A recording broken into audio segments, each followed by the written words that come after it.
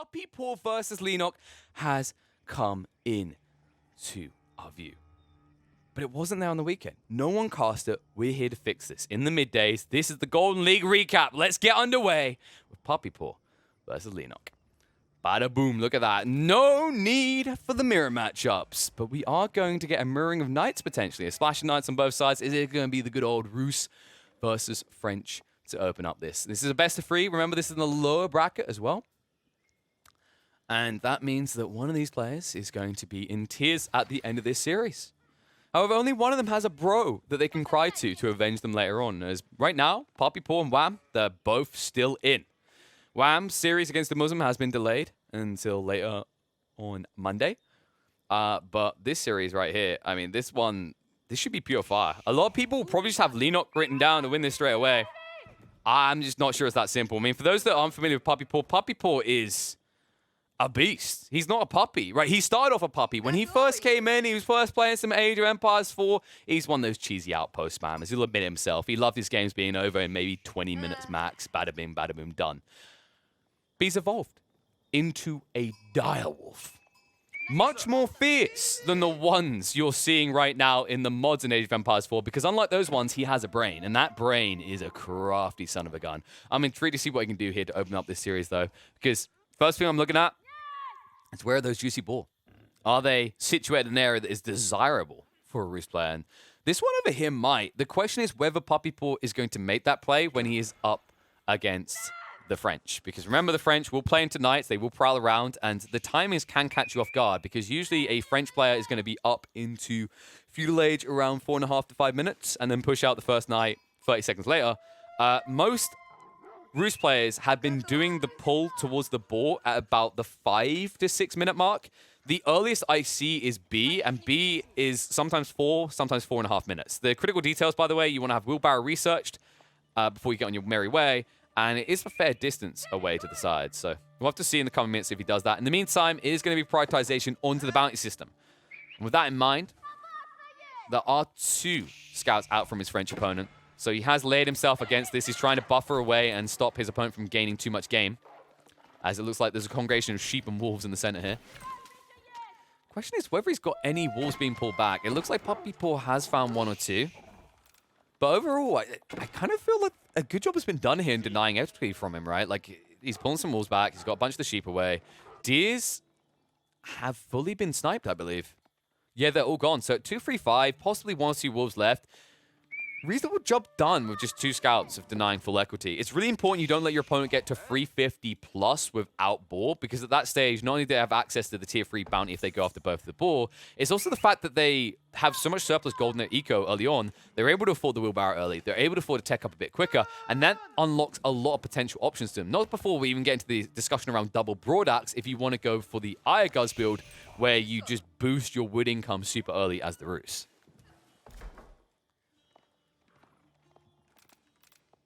So 3 minutes in, and there it is. So Skull Cavalry underway. This should complete around 4:15, and then you should be pushing your first French Knight for the 5-minute mark, which should deny this play. And I think this is where 1PuppyPaw will make the shift. Once he moves in, once he sees the progress on the School of Cavalry, and he sees that first Knight being produced, that's when the ball play doesn't become desirable. At this stage, it didn't feel desirable in this matchup anyway, so I'm more likely expecting 1PuppyPaw just to go into the Wooden Fortress and set up his wood line for later. That being said, wheelbarrow is being researched, so we'll get the truth of the matter in about 15 seconds. Also, keep in mind whenever you go for the ball play this early, you are sacrificing the scalability of your wood line, because you have finite resources, right? And if your first 175 gathered at this point is then used into a wooden fortress and hunting cabin, make that 275 in fact, to get the ball, it means you aren't using it to increase your wood income on your lumber camp. And there it is. It is going to be play. 1PuppyPaw moving out. A long run ahead of him, and Leenock, he snitches on it straight away. But he hasn't sped this up. It's still only 3 villages, so it looks like he didn't actually speed up his timing at all. It is in fact going to be about 4:35, 4:40, which means the first Knight is going to come out too late. Because these villagers should be in position with the assistance of the scout to snipe out the boar, and then instantly drop down not only the hunting cabin, but the wooden fortress. And you can see that represented in the numbers. With 7 people working on this wood line, 1PuppyPaw will have equity required to defend himself on this expansion. Here we go, PP. going to move in. Tech up, finally out. Shiv's onto the ball, and Leenock not even trying for the final hit to try and actually take away that 75 gold. First things first, Wooden Fortress is going to go up. Snatches that potential away from his opponent.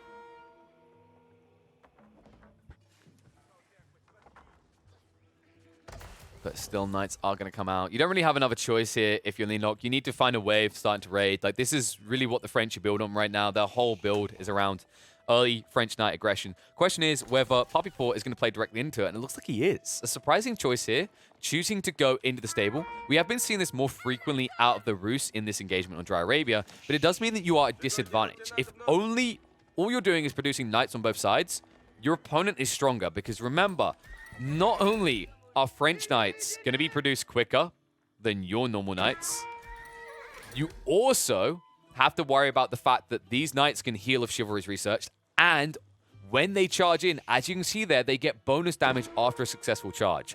So what high-level players will do to try and deny that value from the French is when you go for these engagements, they'll cycle off to try and pull back the charge. And a lot of the time, like the French player will disengage. The moment they do, you re-engage, and then you're too close to each other to get a charge out. It's a really solid solution to that bonus damage. It does still put you at a slight disadvantage up against the French, but it mitigates, I'd say, like 30% of the advantage that the French get. Leenock, he went very early into this archer range. Interesting choice as well, considering you're up against the Roos. You don't really have any better options unless you want to double down on stables. The issue with doing that, however, is your opponent will easily go into racks. But you are now playing up against a Civ that pushes archers at a more rapid pace than any other Civ in the game. Due to the fact of this, the Wooden Fortress, with the influence, giving you 20% additional in drop-off, means that now you're able to build more military infrastructure faster than your opponent, and then you're able to afford more archers because the primary resource investment for building archers is wood. And it is going to be the racks. So Holy Trinity out of Leenock. Holy smokes, I'm a little bit surprised by that. Maybe the issue with this build to me is if you're going to go into the racks as well, would it be more beneficial to get horsemen over knights? It feels like you're throwing away your edge, but you are then having a lot of surplus resources, right? And at this stage, you should be behind your opponent because you went onto the board. And you can see that clearly on the numbers. Like PuppyPaw, he's juicing himself forward with the ball gathering. Leenock, a little bit uncertain about where he's allowed in this. Was that a misclick? Yeah, I think he dragged to click back all the units on the front, and he accidentally pulled the villagers away. He will have to be a little bit careful in the coming minutes, because when these knights start to come out, and these horsemen, actually in this case, start to come out, there is going to be a way for him to quickly get raided on these 50 health units that he can't easily defend. Even if he gets in position, the horsemen will always break off before the knights can do damage to them. So I really like this play. We highlighted it a few minutes ago, right? Is it good to play knights against the French? A lot of players have been doing it to mix results. I love this switch up from PuppyPaw, though. That ball, he has to be fairly far through it, right? Like, it's been... what, like 600 left, maybe? No, not even that. Wow. Oh, okay, yeah, because he brought 6 people. I think he's like 700, 800 if he brought an extra 2 there. Kind of unfortunate, this hunting cabin, by the way. He could have plopped it on the other side. It would have been more efficient, and it still would have been good for the ball. Optimally, when you play into the ball like this, you want to be baiting the ball towards the wood line, so then you can drop a hunting cabin next to the wood, and it means that you'll be generating a lot more gold per minute, as opposed to the 2 that he's getting from these boring straggler trees.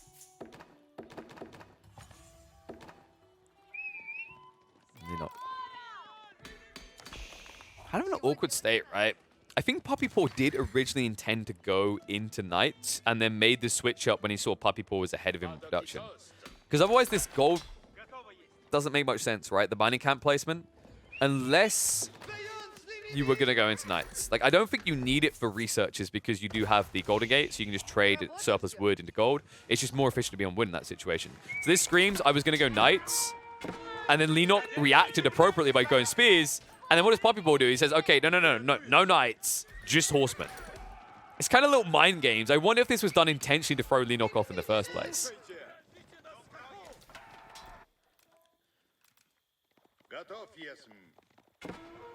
Yeah, I think it is just one knight in the field. Sorry, I don't have the wonderful overlays that you're sport with on the EGC channel, but I'm pretty sure this is just one knight as it stands. So It was just the first night, similarly to what the French do, and then you make a choice to pivot afterwards. The archers in position aren't going to be a problem now for PuppyPaw. Because in theory, if Leenock keeps parking here, he could go into siege engineering, and then he can just break into your wood line. In fact, he can reach into your wood line very easily right now because you're about to chip through the outskirt trees, and that's when you're in range of the archers, and the archers are out range of the wood fortress. Raid in, though. Ooh. No kills on the villagers.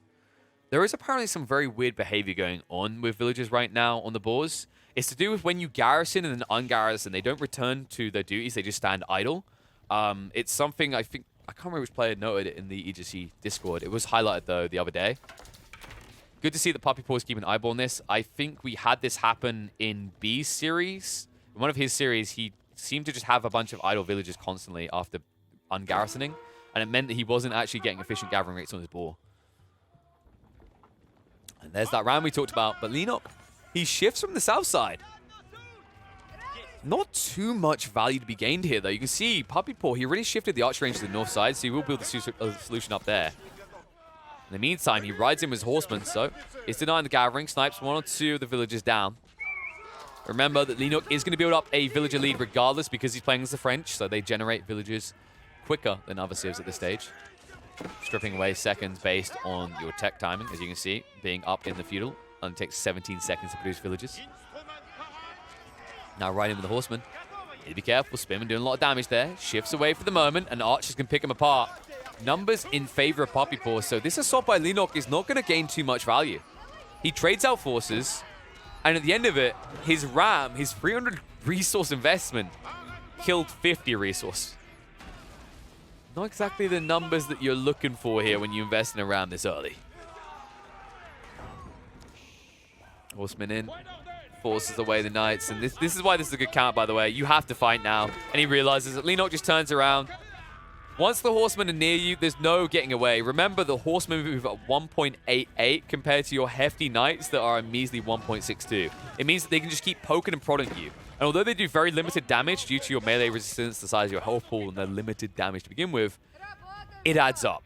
And it also prevents chivalry from ever ticking in to heal you. That's why I love this switch up from PuppyPaw so well. Like, not only does it address the archers he saw early on, but it ensures that when the knights run away, they can never get away.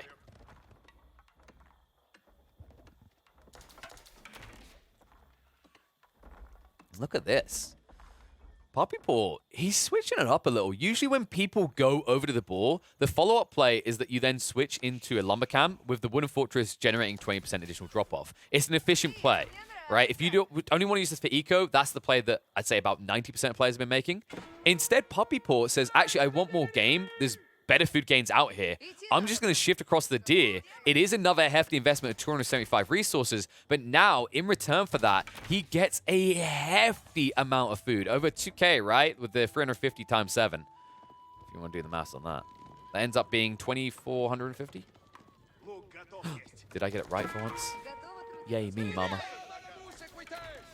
And that means that in terms of exchange, it's totally worthwhile, right? Like, I think it's easy to wrap up on the thought that this costs wood and you're trading it for food, so it's not a direct exchange. You're right. It's actually not. It's actually a better exchange for the Rus because they get 20% more wood.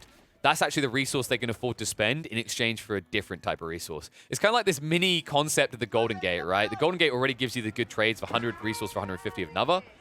And now with this exchange, you're doing a similar thing where because you get 20% more, you have to take 20% away from the 275 investment. Means you're actually paying around like 225 resource, and then you're still getting a hell of a lot of food in return.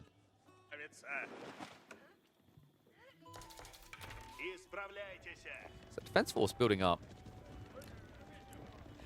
Sometimes I feel like we need more epic music in Age of Empires 4. I'm not sure how loud and clear that's coming in for you guys, but it's just the flute playing. It's like, oh, this is very calm. It's very soothing.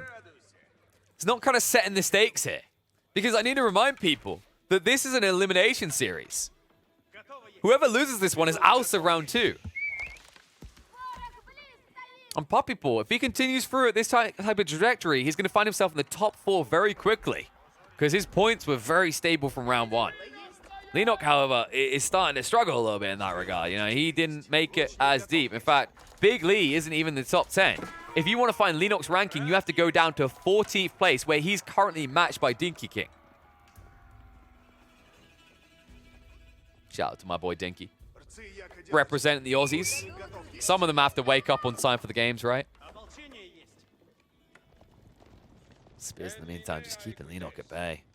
I think we can see PuppyPaw's intent. He's already walled to the north side, probably going to shift to the south. It would be nice if he could actually daisy chain this in, create choke points around the tree lines. Then he has surplus wood to fall back upon, and he also has the option to TC boom. An option that neither player has actually opted into just yet. Horsemen are still so frustrating. Like, you can see how it's unanswered. Leenock hasn't gone for Horsemen of his own. He hasn't walled in. Because when do you ever wall in as the French? You never want to. And he doesn't want to drop outposts either, because once again, when do you want to outpost drop as the French? Like, economically, you can kind of feel like you're shrinking in comparison to PuppyPaw a little bit. You don't want to give him a bigger edge.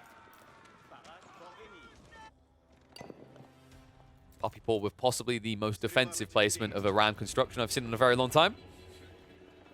It's like, guys, if they come in and start firing arrows at us, we can just hide behind it. Actually, in fairness, I haven't seen it done yet.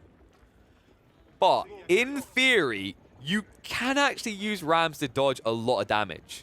If you keep a ram near your archers, for example, and say archer fire comes in, if you quickly garrison, you could in theory dodge out. I don't think that's what the value is. Where there might be value that we'll see in the future is against mangonels. If a player has rams nearby and mangonels are firing upon them, they could garrison. The reason they probably won't ever do this play, by the way, before anyone tries to think this is ultra big brain, is because they move at 0.75 movement speed. So it's probably better value to just rush the mangonels than keep garrisoning in the ram as you slowly approach towards the siege. Let's not get ahead of ourselves. No mangonels yet. Both players still in the feudal age. Response coming out as the garrison was there. The wooded fortress is far too tanky for Leenock to get through, and it allows PuppyPaw to advance to the center of the map, just outside of Leenock's base, with a superior firepower force right now. Fight's going to engage. What? PuppyPaw? Oh, no, he didn't want that fight. That was a misclick. That was auto aggro right there.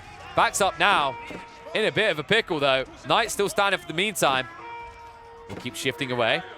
And the wooden fortress adding in a lot of damage here. Leenock a little bit deterred, but is going to arrive now with reinforcements. Problem is, they're only archers. No answer to the ram, no answer to the wooden fortress. And I'm going to assure you guys, he was definitely running away from that ram. I realize that sarcasm doesn't sometimes come through clearly. He was not that afraid of the ram, guys. Although, in fairness, ram and wham sounds alike, so maybe Leenock thought this turned into the brothers teaming up in a 2v1. And look what we're going to get. Houses for the moment, but the question is, after this, does PuppyPaw turn this into a proxy base? I would love to see a proxy base here. I think he's now well postured, and his potential weakness is running troops all the way back from base. But instead, it's just more archer ranges back at home. Switch over to the new woodline as well. And he all of a sudden gets to be very greedy with his eco, because Leenock can't gank him anymore, right? He can't raid. Instead, look how defensive Leenock gets. He shifted the south woodline, he walls himself in, and now he has to position himself at home. He's not raiding anymore, which, if you're playing the French, that's kind of a big yes. You have to raid. It's so critical to have a few cavalry units stripping value away from your opponent's eco lines, but instead, he can't afford it.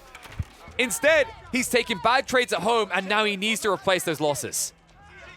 Knights on guard for the moment. Looking to charge in, need to be careful. There's a critical mass of archers here that can snipe him down very fast. Spear's now moving in. That's going to force the retreat. Leenock needs to be careful. Now that his knights are turned around, he might be forced to as well, as the archer count is still in favor of PuppyPaw. Ram now moving in on the outpost, denying additional fire coming out for the French. As you shift away, more reinforcements coming through. It feels like PuppyPaw's production is just better. So many more military units coming out than on the other side. Leenock will at least be able to burn down the battering ram, but at what cost? I mean, the military count right now, neck and neck. But the reinforcement rate's even, and that does not spell good tidings for Leenock. Remember, he's on the defensive. He should have more troops. Instead, he's depleting fast. The damage really is adding up here. The Knights are too late with the wraparound. They will not be able to find their value. PuppyPaw, he's not targeting the low health ones, but it just doesn't matter. There's barely any archers left. Plenty more coming from PuppyPaw's base. And Leenock, he only has 2 archers. We've made that 3. But then when we look in PuppyPaw's base, oh my goodly god, what? 6 archer ranges. I think that offsets the jog, boys. They definitely come in fit and healthy after that long of a stroll. And their numbers are looking very healthy now. Leenock, I'm a little bit concerned about the gold situation. Yeah, that's the timing of that was perfect as it cracks. And this might be where Leenock begins to crack. Like, he needs to secure additional gold soon. The only thing that's made these fights look somewhat close are the Knights. Because the Knights are freaking PuppyPaw out in these fights a little. But that issue is going to disappear soon. Look at this posturing. Moves in. There's so much farm you have to defend here. Starts firing upon him. Targeting 2 for the price of 1. Turns the villagers as well. Knights rushing through right here. One Knight baits them away, though. No. Leenock. That isn't a good trade for him. He needed to get on top of the archers, and now it feels a little bit too late. 1 or 2 spears is delaying him long enough that more Knights are going to fall. And it's just all too trivial. No value really found for Leenock again. He can at least deny the Wooded Fortress from going up as the villagers have to peel back. But now it gets into the archer slog. And once again, you know PuppyPaw is coming out on top. Yeah, we have really arrived at that trivial state, right? If Leenock doesn't change something about the state of his game very soon, he's going to lose. And this is where the switch-up comes in. It's a tech-up time. And it is going to be the Guildhall. A very greedy choice when your back's up against the wall like this. You could argue that maybe going for the alternative isn't even any better. Like the Royal Institute, you do need that buffer. You do need those extra strengths. But my concern is if you go to Royal Institute, can you afford that buffer? Your lack of gold, can you afford Royal Bloodlines? Can you afford these additional upgrades that really help you? I don't think so. So for me, even though it's the greedy choice, I fully understand why Leenock's doing this. He needs that gold. And this is the only way he's going to get it. Tech up now coming out. PuppyPaw has options. Does he renew the push? Or does he fall back for his own castle timing? I'm getting the feeling PuppyPaw's here to stay. The only thing limiting him right now is his own pop cap. Reinforcements now being cut off. This is something you need to be a little bit careful of. Leenock starting to understand the weakness of what PuppyPaw has done here. No proxy base means that he can be picked apart as his trickling continues. And it means the mass in the base of Leenock is all that's going to be in the fight for the meantime. But that seems to be good enough. The TC even assisting Leenock out, but there's just not enough archers here. And he still hasn't got the vet upgrade coming through yet. It's still so far away. It feels so far away anyway. 30 seconds out, and in that time, your entire archer battalion is once again going to be wiped. And now look at the idle economy for Leenock. So much of his food source is gone. Yes, his villagers are working on things at the backside, but look at all this. Now, if this was Mr., the crops would be being gathered right now, okay? He was willing to miss Golden League to make sure that the crops got grabbed. But Leenock, I mean, this is what would have happened if Mr. played in Golden League instead. It's all just standing there unused. And that's why Leenock's numbers are sinking. PuppyPaw close to tripling him up right now. Archer Battalion will finally be wiped out as it's stuck on the wrong side of the base. But time gained. How has it been used? PuppyPaw renewing the forces in the center. Despite the fact he could have easily went for Castle Age, he chooses to double down on the Feudal. And wraps to the south side. Leenock. This is the worst case scenario. He hasn't got much wood left. And he never finished off the troops. Oh, no. Well, if you thought Leenock's food looked bad, watch his wood now. He doesn't know how to react to this right now. It's just too much for him. This is the weakness of his food situation. The sneak in by PuppyPaw. It looks suboptimal because he's never killing these farms. But it's the fact that he's killing his opponent's economy. He can't get that critical mass after a tech up. It's so smartly identified by PuppyPaw. And although he'll eventually lose these archers, the question mark is, what does it cost Leenock? How much has he been delayed? Has he been able to exploit this tech up as an advantage, or has it been his downfall? And with the numbers scaling like this, it's starting to feel like his downfall.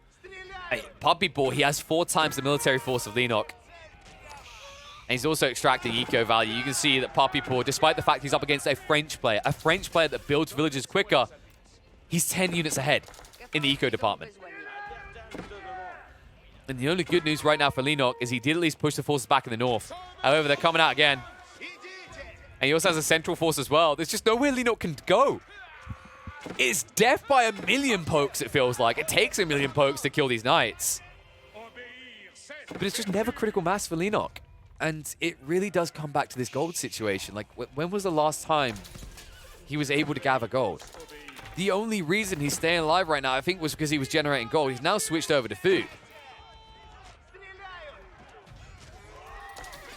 seriously, like, where does he go for gold? There's just no options. And these archers, yes, they'll die, but how many villagers die with them? Because you don't have textiles. So instantly, instead of even trying to address the knights anymore, he targets out the villagers. Leenock is getting massacred. And he can't even afford to pull them back because his wood is at 2. He has to be getting, and there it is. That is the answer. I see it now. This is the only reason Leenock is alive. He ran 18 villagers into the bottom corner. And similar to me, PuppyPaw was so fixated on Leenock's base, he doesn't know about this. And that's important.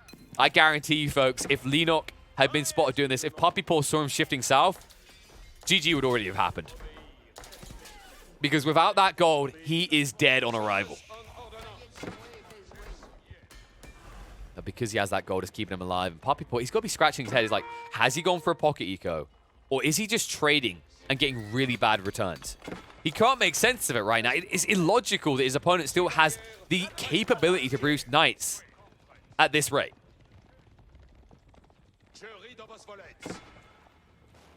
Maybe PuppyPaw just doesn't care, though. He's like, just let him have his gold. Let him have his pocket money. I'm going to ground him soon anyway. Because now I'm up in Castle Age.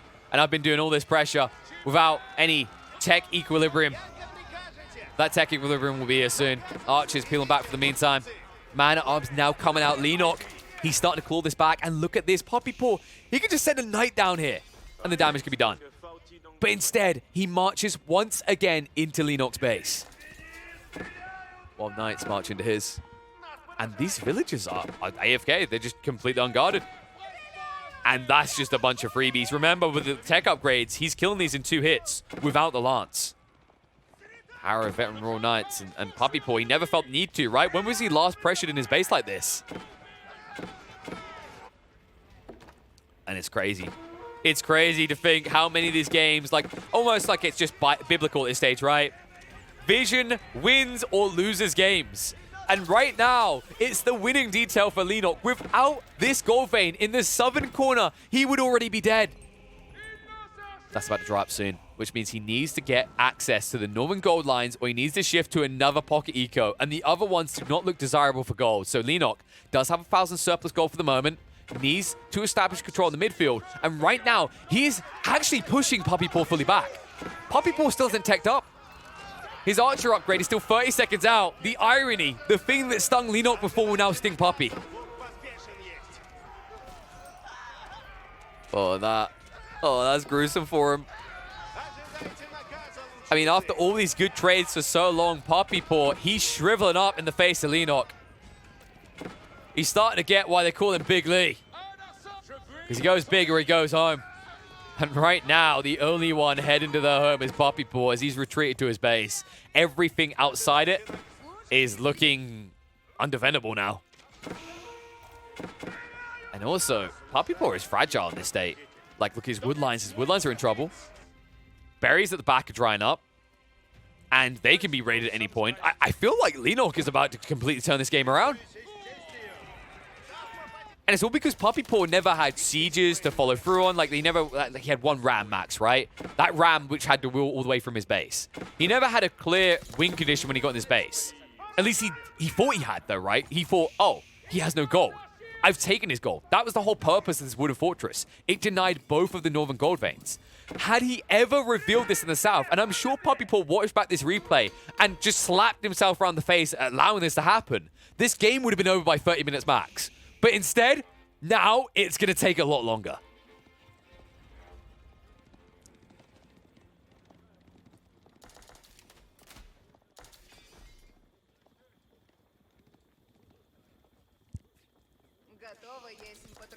Enough of those shoulda, woulda, couldas. As wood is now the limiting factor. You can see Leenock needs to move out soon. Luckily, he has these small pockets next to him. And I think this is where Leenock might just drop a keep on the Southern Sacred Site. The problem with that is, like, usually when you're French, you want to do it onto gold vein. And there's no gold veins here. So the only other play I could see is one between the double gold vein in the north. That would actually be a good posturing for a keep. It prevents any aggression from the north now. And then it also gives you 8k gold surplus, which he really needs.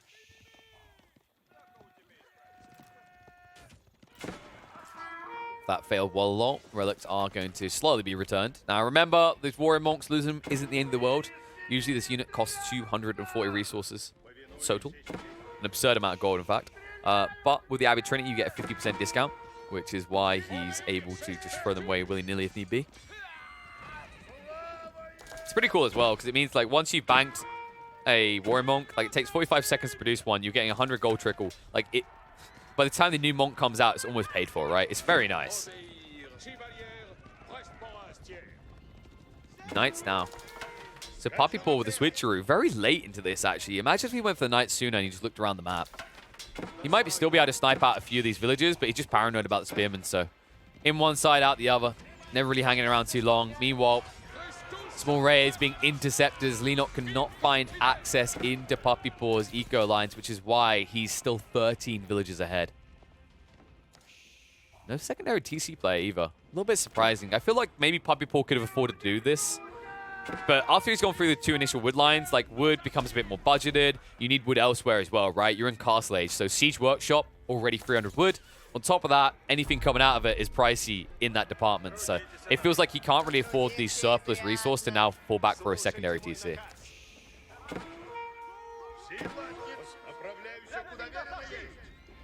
Leenock is starting to build his forces up, right? Like when we look at the military front, PuppyPaw is starting to fall behind quickly. And this is all because of like the timing in the castle, right? Like Leenock has been waiting for the opportunity to break out on castle for a long time. And it meant that over time, as he got his tech upgrades, he got quality units. It meant he had a qualitative solution to the quantity. So PuppyPaw started to take inefficient fights as the minutes dragged on. And now he's only arriving at his own layers of efficiency. But that means he's already playing from behind on the military count.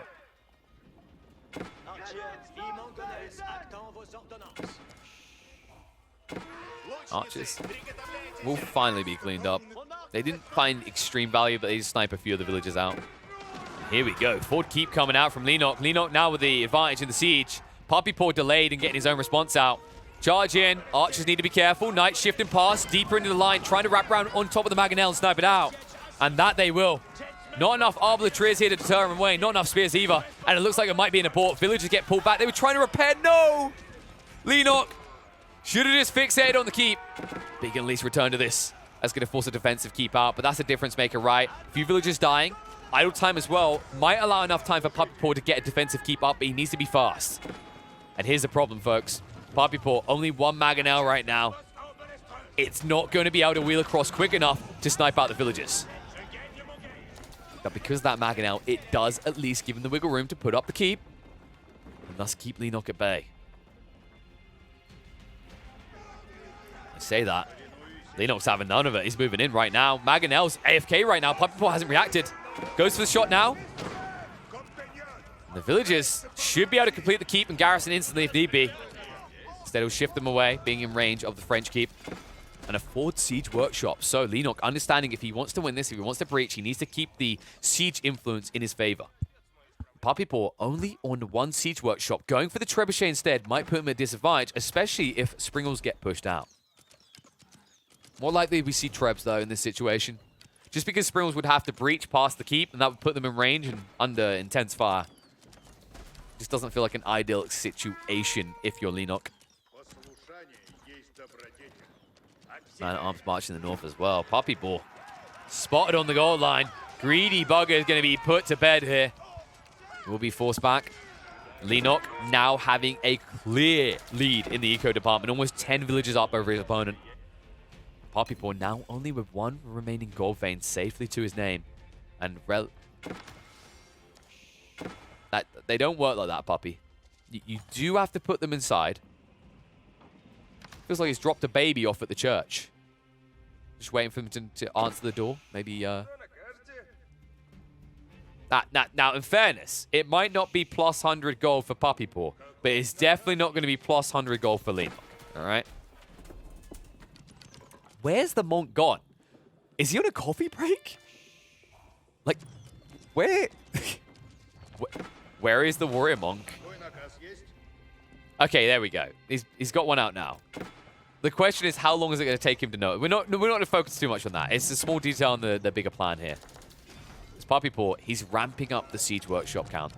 He has to because the Trebs are coming out. I mean, he could just go into Horseman here. Horsemen are completely unanswered right now by Leenock's composition.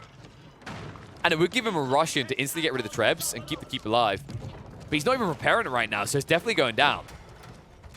Oh my. Still not gathering up that relic. More Mangonels now coming out.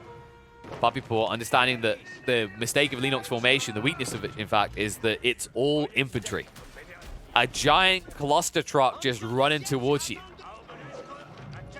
This right here, this is the nuclear bomb that can put an end to it. Knight's in again. Oh my. I thought this was just because was in there for ages, but Leenock he has a way in. Ah, okay, PuppyPaw, he finally realized it. That was concerning. Leenock, if he'd actually realized that and held the knight back, he could have shifted in with 6 or 7 knights. But he knows that right now, it's not important to just snipe eco. It's important to snipe resources, which is why he's built a second TC. And with this mid-map control, he has a lot more under his influence than PuppyPaw does. I mean, PuppyPaw has kind of been left to his own devices in the north, but that's about to come to an end as well. And that means that his income is going to sink heavily, as Leenock should increase.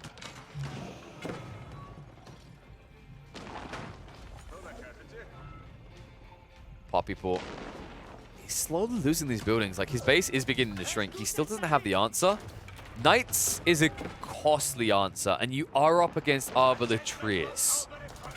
Really does feel like Horseman does everything he needs right now.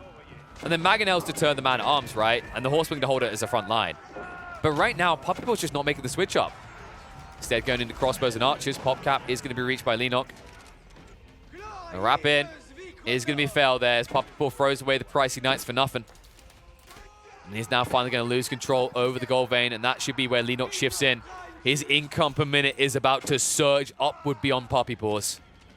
It's PuppyPaw. He played this well, so well for the first 20 minutes.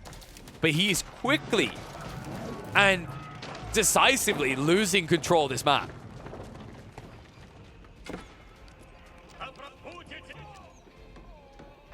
That's all because of this keep. This keep is stopping any move out right now. PuppyPaw is just kind of stuck in. He does shift to the north. Wow. That's a heavy investment. 3 wooden fortresses to ensure he doesn't get dove. And that's critical. Without this, PuppyPaw's dead on arrival. He can't afford any more of his siege. And that means he just gets outdone. But this is the lifeline that he needed. Question is Leenock going to see it? Leenock is shifting up now, and he's going for the keep. It's a keep in a stealth forest as well. PuppyPaw, he's going to see it. The problem is he only has 1 warrior monk here. Is it going to be quick enough to stop it going up? Well, he's auto-aggroing onto it right now. He hasn't fully realized what's going on. Shift up by Leenock as he retreats away. Keep has finally fallen. PuppyPaw can flood out. But this hasn't been noticed. PuppyPaw, he's so distracted. He's fully fixated on moving forward in the center. He hasn't noticed this keep is going up. That's a staging point for Leenock. He could deny the gold up there. He could shift towards it, but right now he has to fight. Moves in with the man-at-arms. Mangonel shots coming out. Heavy damage done. Only 1 Springald on the front. And that means he does not have the counter siege to address the Mangonels. And it means that Leenock's army is not going to look royal as much as it's going to be covered in blood and dirt. But more importantly, covered in rocks. Heavy hit in. Dishes out the damage. New Age reach. Tech up comes through. And the timing on this, it's not good for Leenock. Because his army has just been reduced to 30. He thought he was strong. He thought he was in good stead. But PuppyPaw breaks out at the perfect moment. And now he can push forward to Leenock's base. Leenock, what did he go for? He went for the college artillery. He doesn't even have the red pass to protect him. And Mangonels are no joke, folks. They can turn around and easily take out buildings just as quick as front lines. And Leenock now moving to the north. He needs to deny this gold. This gold is what is fueling the war machine for PuppyPaw. PuppyPaw, that machine is heavily invested in the siege department, which is why this gold needs to be taken out of the equation. It needs to be done soon. Trebs getting through the wooden fortresses. Men moving in position. Villagers not even garrison, not even repairing just yet because he's distracted. PuppyPaw, he's trying to go for the win. He's rushing in. Mangonel's moving forward. He wants to target out the landmarks. It's going to take a long time, though, to get through. And he's in deep. Needs to deny any gains, but Leenock already has surplus in reserve. He will not be denied so easily. Keep defensively going up behind the TC. Mangonel's rolling in deeper. No trebuchets here. No bombard access as PuppyPaw hasn't made his own way up in the Imperial Age. He understands that if he tries to go back for him now, he's going to be behind Leenock, and Leenock now getting the Culverin out, but Culverin, he does get sniped down. Enough Springles here. The issue, however, is PuppyPaw knows what he's missing here. He has no way of killing the TC. This is just a throwaway force. It's not doing anything. Oh, no. PuppyPaw, the Trebs are so late to this. I think Leenock's fine.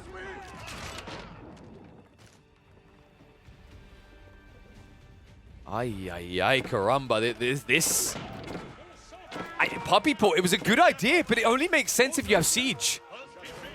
And he doesn't really have any real Siege. 2 Mangonels isn't good enough. The Trebs are late into the fight. Leenock does have time to recover this. Let's see what his answer's going to be. It's still a massive troops to get through. But now pushing out into the Horseman. Remember the weakness of what PuppyPaw's done here. He's got no front line. His front line is crossbows.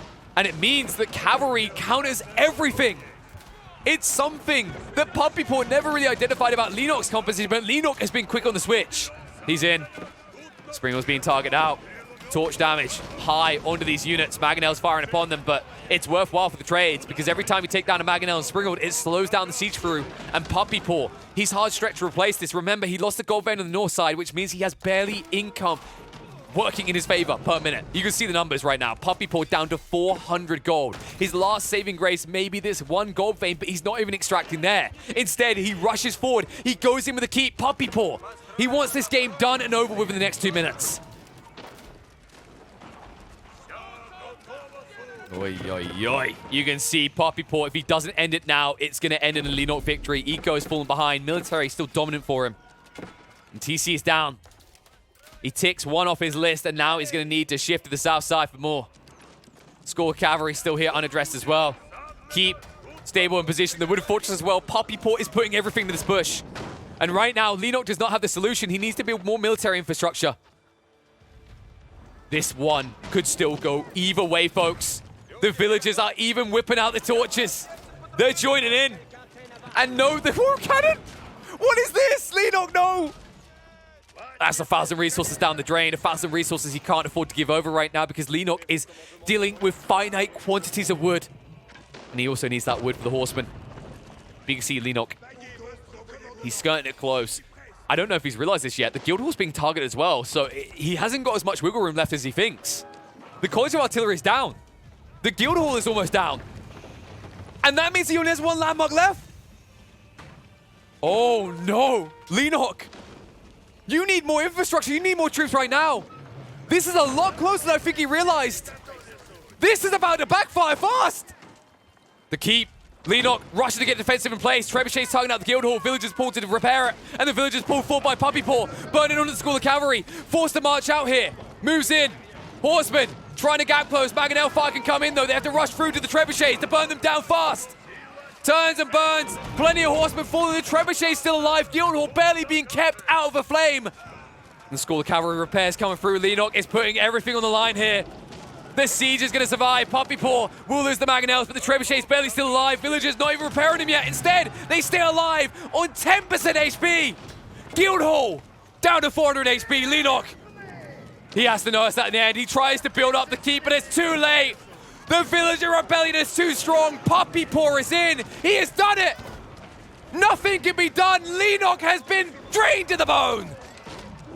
And the force is too strong with PuppyPaw. He's a master Jedi here. Constructs wooden fortresses, forces the GG out. PuppyPaw, what a way to open this. This is only game 1.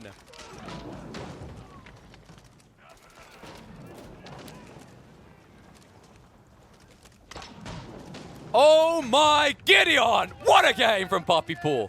What a gamble, what a play. From feudal play to castle play, multiple times in this game, PuppyPaw plays a risky strategy, but he plays it so damn well. What an incredible game, and only game 1 of a best of 3 in the lower bracket. Leenock has to be exhausted after that one, and PuppyPaw, maybe for a moment, doubt was setting in. Hesitation, is this the right play? And then he realizes, yes, this is the wrong play. What I need is a keep in his base. He doubles down where most players would have seen their crossbows get wiped out and they would have ran with their tail between their legs. PuppyPaw wags that tail excitedly because this puppy is ready to boot Leenock out. He's 1 game up and 1 game away from eliminating one of the favorites here in round 2 of the Golden League. Let's check out what's going to happen in game number 2.